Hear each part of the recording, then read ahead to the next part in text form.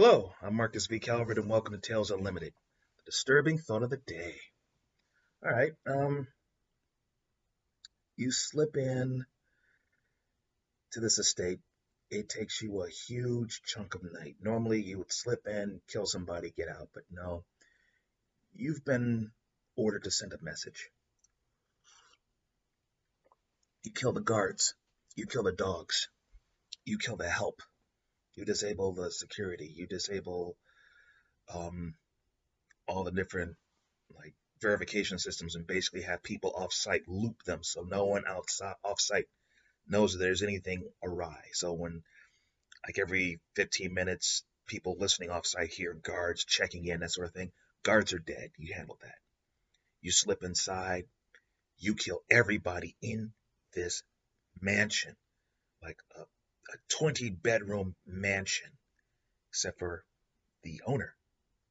Slip into his room, and he wakes up to the prick of a syringe as you dose him with something that basically will keep him from moving. Paralytic agent. And you put it in your doctor's bag, and you nod to your guys who helped you pull all this off. And they take up secure points, blah, blah, blah. And you snap your fingers like this, and through a wall appears a ghost. This is the ghost who warned you of what this bastard's been doing. This bastard has been, for the highest bidder, grabbing the souls of dead spies and shaking them for every piece of intel they knew before they died. Now, some have been dead for decades, but they still know a useful secret or two. And what they want to know, or what basically your bosses want to know, is what is this guy, what is his agenda, who's he working for, but more importantly, how's he doing this?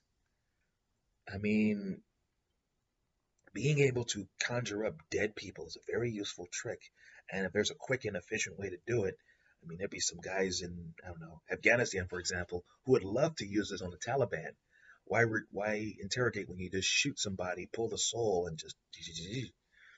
So, all right, the paralytic kicks in. The guy is basically paralyzed from the neck down, and you make him talk, and his method is actually pretty good. You decide, okay, well, let's test it.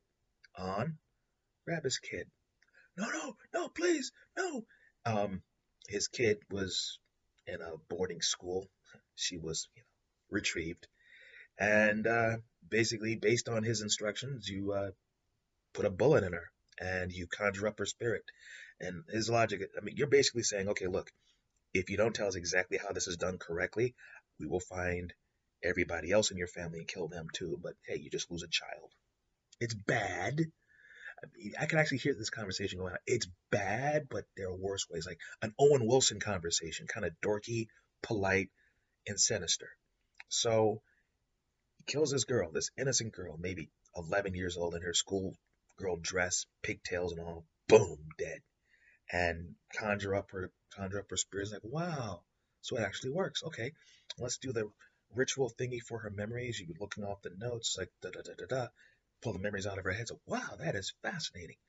Okay, so you basically reduced her mentality to that of a newborn, and you know all of her secrets, which can actually slap into an empty book, and it actually pages fill up with every day of her life, like a journal. Like, wow, this is cool, like a summation of anything of relevance. And he talks to one of the guys, like, that is cool. All right, off you go to whatever afterlife you deserved. All right, now it's your turn. Boom. And you pull all of his secrets, all of his occult stuff. I mean, he's weeping as you drink it all down. I mean, this guy's been studying the occult for decades, and you take it all for God and country. Okay, I'm Marcus V. Calvert. This is Tales Unlimited, my disturbing thought of the day. Please check out talesunlimited.net. That's where the podcasts are. There's the Battery Daily Prompt and a disturbing thought of the day. Please check them out. Also, there are book links that'll take you straight to Amazon. Books are available as ebook and as print. What are these book series about? Well, there's the Battery series, about to drop the third one in any week now. Basically, 200 writing prompts, a little wisdom on how to write that first novel. For anyone wanting to basically write that first novel who may have lost years of their lives with no system trying to get it done. Well, follow the battery system. It'll get you there. And as you're struggling through it, well, let's just say you'll become a better writer. More importantly, you'll have the chance to build your business, sell books, make money, build your fan base while you're working on your first novel. Also, there's idea fuel for any type of storyteller. So if you're a short story writer, evil GM, game designer, comic book writer, screenwriter, even a grizzled novelist who's written 20 books so far. You don't need help writing novels. Fine. But there are 200 unusual writing prompts in Battery. Pick one, spin it your way, see where it takes you. Also, there are two short story anthology series. Both of them are along the lines of New School Twilight Zone. One's funny, one's dark. 25 stories in each book.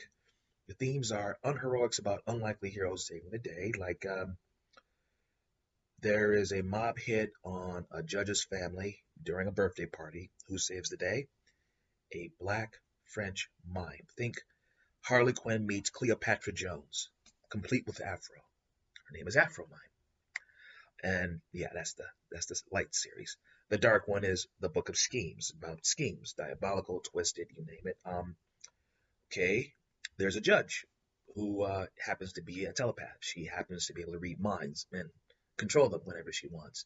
And someone's just put a hit on her, which is fascinating because like, how did someone even find me? But the two-man hit team, okay, one's a joke, but the other one, he's got potential.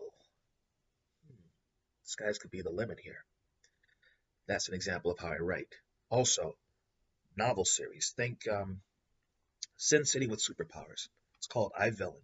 It's about this guy named Benjamin Clyde, gentleman fixer, dude in a suit. What makes him dangerous is that he has the best mercs money can buy. Over 400 of them, hand-picked. Some are picked because they're the best. Some are picked because they have unusual powers. Others because they have a mix of both. And with them, he has done jobs for all sides of the law. Everybody uses them from demons to NATO to terror cells. You'd be surprised. And then one night, he's forced to give it all up. No more money, no more minions. He has to personally fight crime on the streets of the superhuman crime capital of the world. His life expectancy is a joke. So what does he do? He calls on his Black Ops past, powers he never told anyone he had, and he does it night after night. And along the way, he saves the world. And when he saves the world a few times, he realizes that these people who are threatening the world, they have money. So what if someone was to kill them, take their money, and thus save the world, the way a villain would? Huh. And that's our villain. He creates a business that has new muscle and basically a big whale of a purpose. Protect the world. And if anyone just happens to have money who threatens it, take their stuff. All right, I'm Marcus V. Calvert, and this is Tales Unlimited. I'll see you tomorrow.